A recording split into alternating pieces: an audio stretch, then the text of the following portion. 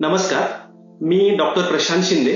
मी Medicover हॉस्पिटलमध्ये heart specialist म्हणून काम करतो आहे.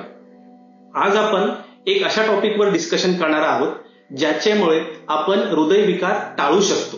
म्हणजे आम्ही त्याला preventive care for heart diseases असंही म्हणू शकतो. तर यासाठी आपण थोडे बहुत पॉइंट वाईज डिस्कशन केलं तर आपल्याला व्यवस्थित समजून येईल.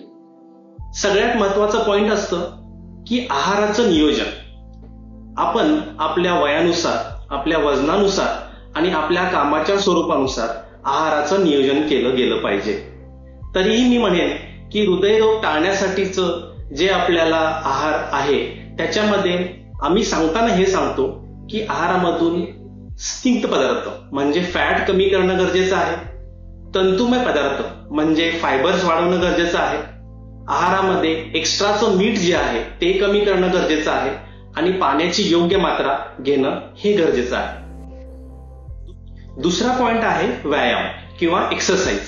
हृदयरोग टाळण्यासाठी आम्ही 30 ते 45 मिनिटं दररोज एक्सरसाइज करण्याची टिप्स देतो, ज्याच्यामध्ये पहिले 10 ते 15 मिनिटं वॉर्मअप, त्यानंतरचे 10 ते 15 मिनिटं ब्रिस्क एक्सरसाइज जसं की स्विमिंग, जॉगिंग, स्किपिंग, बॅडमिंटन या गोष्टी येतील आणि त्यानंतरचे 10 ते 15 मिनिटं कूल डाऊन आणि प्राणायामाचे प्रकार येतील.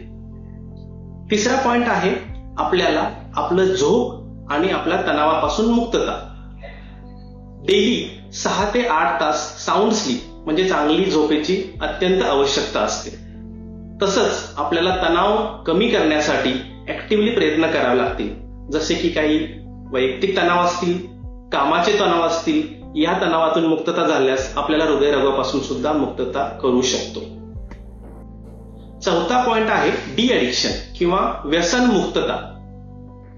तंबाखू आणि तंबाखूजन्य पदार्थ इन्क्लुडिंग स्मोकिंग हे सर्वात घातक व्यसन समजले जातात हृदयरोगासाठी. तर या गोष्टींपासून जितक्या लवकरात लवकर मुक्तता कराल तेवढं हृदयरोग होण्याची शक्यता कमी.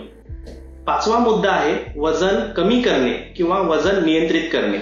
यासाठी आम्ही एक फॉर्म्युला सांगतो ज्याला आम्ही म्हणतो BMI किंवा बॉडी मास इंडेक्स, ज्याच्यामध्ये आपण आपल्या उंचीनुसार वजन कॅल्क्युलेट करतो, जे की 18 ते 25 या दरम्यान राहिलं पाहिजे.